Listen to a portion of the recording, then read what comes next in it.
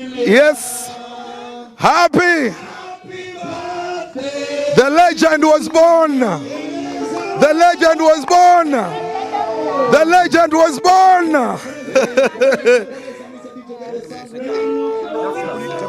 Yeah. We are celebrating. We are live celebrating the legend. Hey, some years ago, a legend was born. A description of Ugandan music was laid to this world, and we are celebrating him tonight, ladies and gentlemen. Dr. Jose Chameleone, a legend. Atakoga, Atageja. There you go, there you go. How are you feeling, Doctor? Very good. You're very happy. Okay. Kale.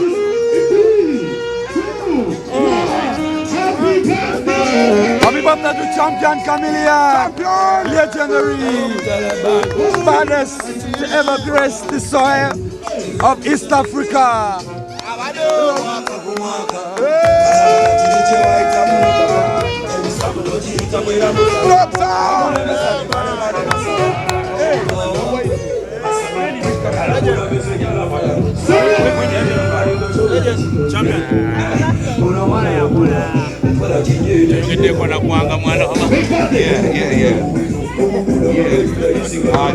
Take it easy. Doctor, happy birthday! I would like to take this opportunity to thank, first and foremost, I want to thank God. Kubanga, levity and life except Him. So I thank the Almighty for bringing me this far and blessing me abundantly. I thank you, my friends, who are celebrating with me this age. I turned 43, so I'm not such a young man.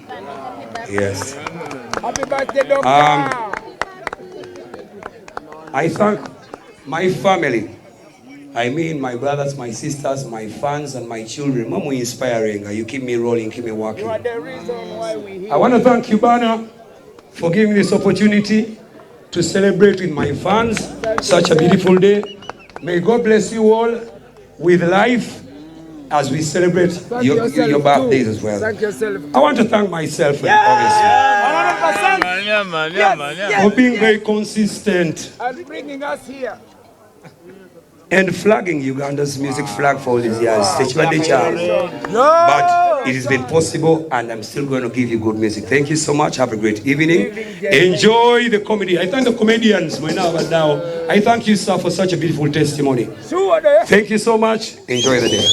There you go, there you go, there you go, there you go. Dr. Jose Chameleone. Tuli Kukubana. Doctor is serving the audience now.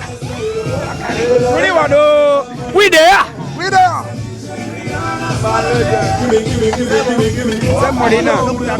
Zemolina. Champion Chameleone.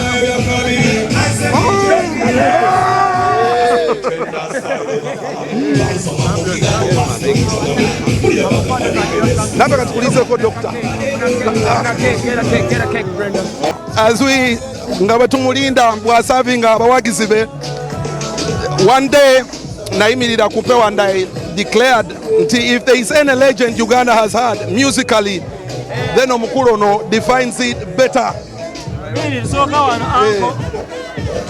Kale katulabe kyekatulese as Chameleone feeds.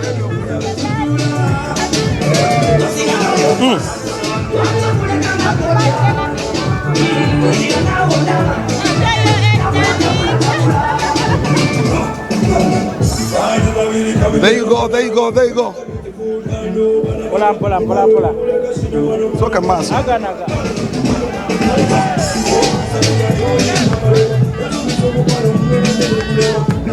Wano waliwo punch.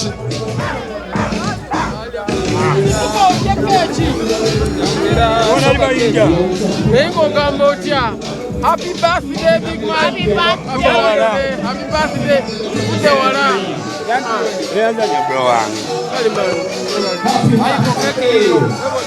Yes, man. Oh, Respect. my brother.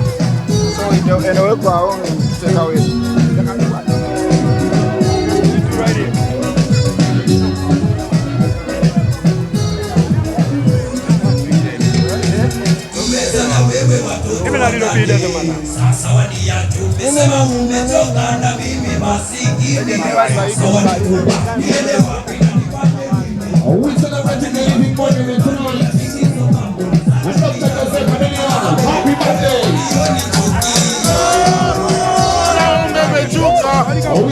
Yeah, and the man you put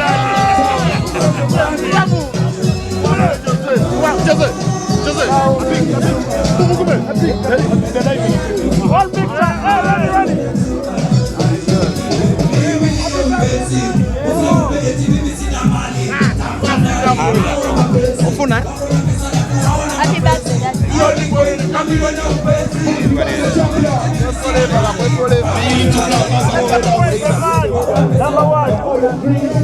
birthday. Get ready for the champion.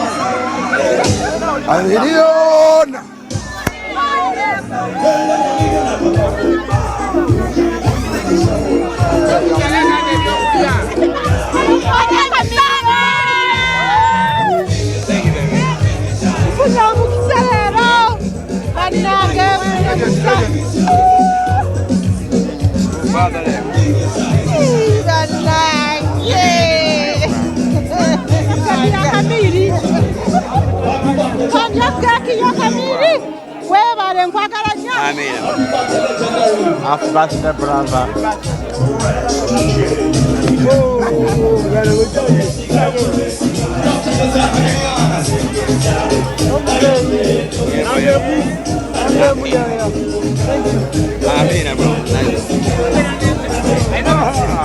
Yes, champ. Happy birthday.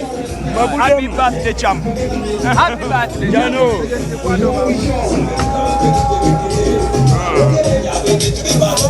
Number one. Happy birthday. Amina. Good.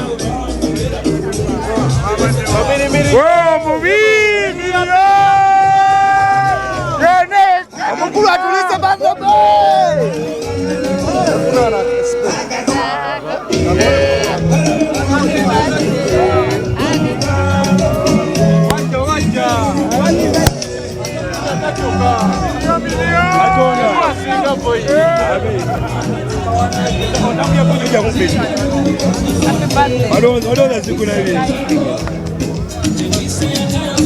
Champion took that home.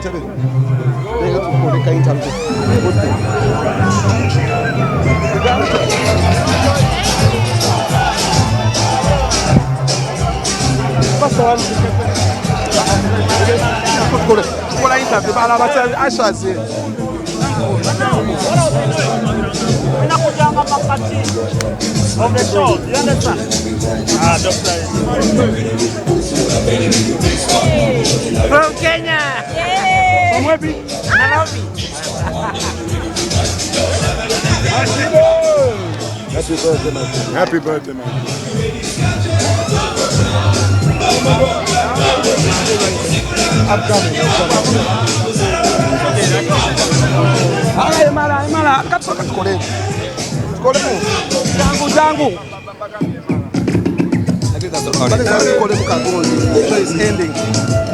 Okay. Yes. Chameleone, happy birthday once again. Thank you so much. How much does this mean to you? It means a lot. It means a lot because what about that Okayo? You know, I'm just thankful. What you want to call you ever Gambi? It is all God's works. So I'm grateful. I'm grateful. Yeah. Chichi, what has life taught you? What is that lesson you would wish to carry on in your generation?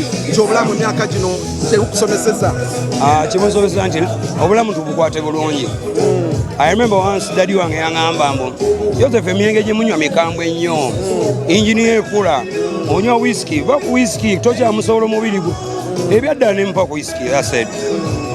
So my biggest lesson is live healthily.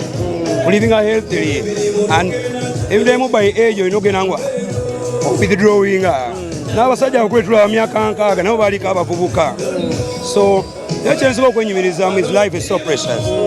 What has guided your success or the accomplish you've stood the test of time? You're just like wine. Never you taste so sweet and better with your music. Listen to that music. What has been your drive all your life? Drive yange self-belief. Nze nekkiririzaamu nti bwe mba nakola ekintu mba njagala okukikola. Self-belief. Ng'oggyeko ekitone Katonda agaba ebitone n'abiwa abantu naye nga tebali confident. Nze nina self-belief.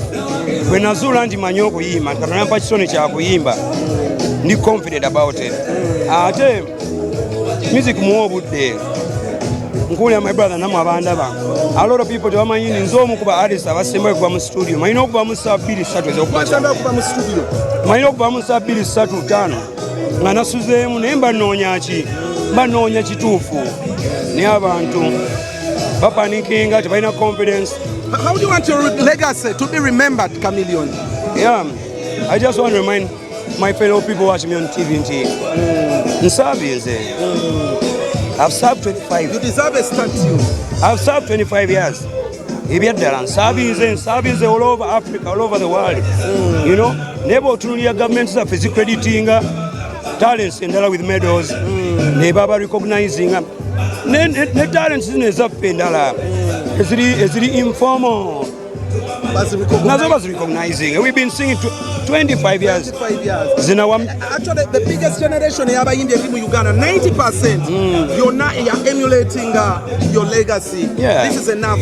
So what I really request is the people responsible, the ministries responsible, should use outstanding people like me as examples. Nabala bafune drive, you know. Nakulabyo endorsing Saha for president. Yeah. Do you see him carry on your legacy? Ngabo yagala. If I didn't believe in King Saha, Saha ni muje chigungu. But I saw a talented young man. I saw a very wise young man. Yeah, my leadership, he's a good leader. I've been with him. I know his qualities. Yes. Nakulabye mutwaliro with your brother. Today you're celebrating your birthday. Yeah. I saw your brother in agony, in pain. Nenzijukira embeera gye walimu about some years ago. What was going in your mind when you saw your brother and your situation? Kyenazoose omugamba ng'atuuseewo namugambye nti ekoosi nze nagimala. Ekoosi nagimala n'engiyita. No, of course, when I went to the hospital, I just made sure to joking about it. I can imagine the pain he's going through at such a time. Nga career ye demanded. Eriko peg. Then I know joking and so I make him feel comfortable. That was just to make him feel at home. Yeah, nae musabira. You know. So much like you rekedde with this kind of performing in that nature ngagwe abaddeyo. Agati one I know we are very careful. Wange lye eryokuirasoka cooperating eryasoka lyakubiri. I know we are careful. Ekikopo ekyali kyatiseeko ne bagattirira tekibanga kikopo kiratikangako. Kati alina okwebalirira. You know? Alina okwebalirira challenge nene nnyo. Naye alina Palas is a strong man. Ajja bisobola ebyo. Yeah. So Chameleone, finally as I wind, Oli, you're celebrating 47 years. 43 years. 42 years. 43 years. Doctor, yesterday inabe wamenyo omutima. Actually, on the performance, you're not returning to politics. What were you actually, what were you happy that you're coming? So when you quit so easily, aren't you disappointing that person?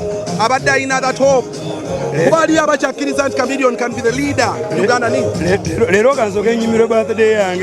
as time goes on, happy birthday once again, Dr. Jose Chameleone. All the best. The legend was born. Thank you guys. Wetu tutambude.